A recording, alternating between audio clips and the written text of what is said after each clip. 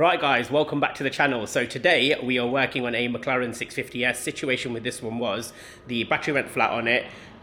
Customer couldn't get the car started at all. So they're giving us a call. I've come down and we're going to see what's going on with it. So I'll just show you the car. So that's the Mclaren 650S. And the battery that they had for it was a genuine Mclaren battery. The battery was completely dead. They did try to revive it, it wouldn't work. I've actually got the battery in now, and I've managed to get the battery back to 100%. So what I'm going to do is run through all the checks on it, put it on the diagnostic, see what's going on, and then hopefully we should be able to get this started. Right, so something that we need to always check first as well when doing these is make sure we check the battery on this. So we'll get the battery tester on it. So the battery is okay on this, but I'm going to replace it because I know that those batteries are not too great. The other thing is as well that we don't know if this is actually the right key for the car. So I'm going to get that all checked out as well, and then we'll run through all the rest of the fuses inside. Right, so we've changed the battery inside the key. The other thing I want to do is just make sure that the transponder's okay inside the key as well. There we go, we can read the transponder and then we will check the frequency of the key. As you can see, it's outputting a frequency. Lock button doesn't work, but the unlock does. And the front trunk button works as well. So key seems to be okay. Let's crack on with the rest of the tests. Right, so first thing we need to do is just run through all the fuses on the car, just to make sure that all the fuses are okay. Let's just get that turned off.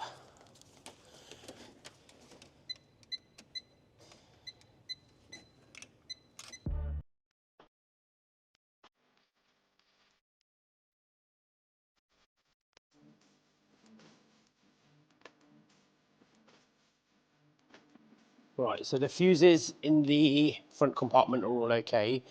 What we'll do now is we'll just check the fuses on this side. As you can see, it's not opening at all. So we'll use the manual release just to get it open. Right, so next thing we need to do is we need to run through the fuses on the inside. Now I have just checked all of these fuses, all of them seem to be okay. But what I'm going to do is I'm going to try and give it power to see if we can get it unlocked.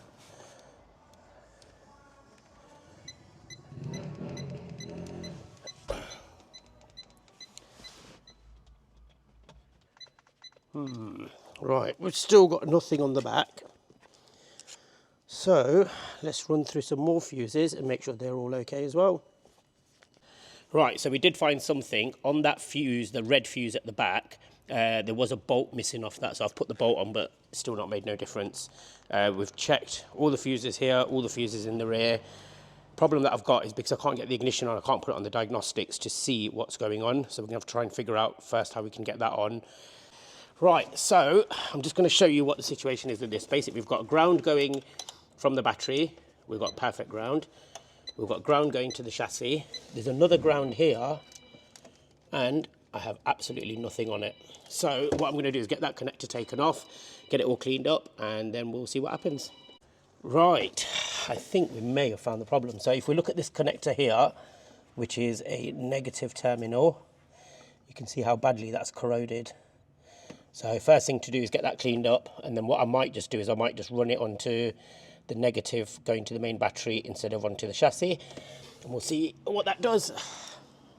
Right, so first thing we need to do is disconnect the battery, and then we'll take this main connector off that's going to the chassis. We'll just get that cleaned up.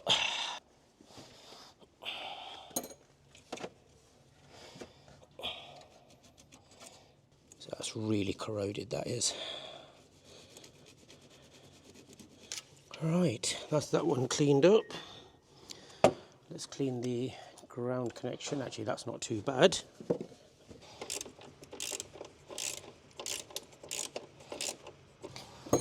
Right. See if that works. Definitely works. Yeah. All right. Not always simple as that. It's just knowing where to look. Yeah, where to look. Simple, but no way. Right, so we are all done with the ground connection. It does need a new ground wire at some point because it's really badly corroded, but just for testing purposes, let's check it. We now have a lit up start button. So fingers crossed, this should. Well, let's check if we've got a remote first.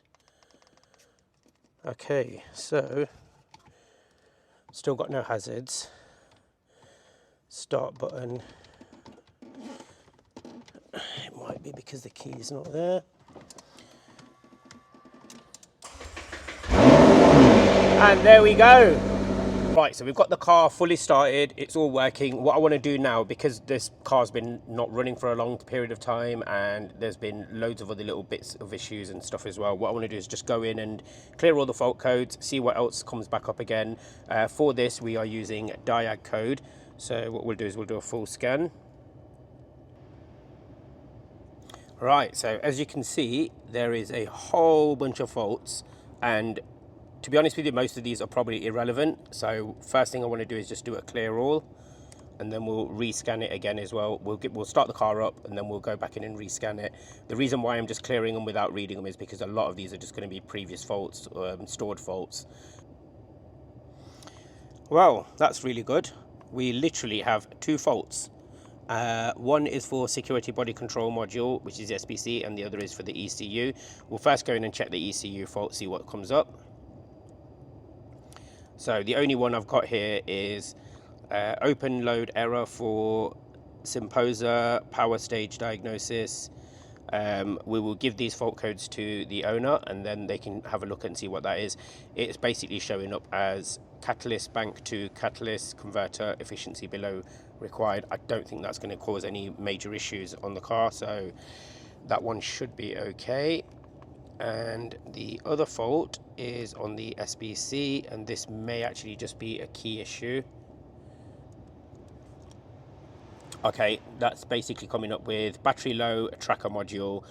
The reason for this is because the vehicle's been sat for so long, the trackers have battery backup in them, and the battery's probably just drained out. So once this car's driven for a longer period of time, that will automatically charge the battery inside the tracker. So yep, we are all done with this.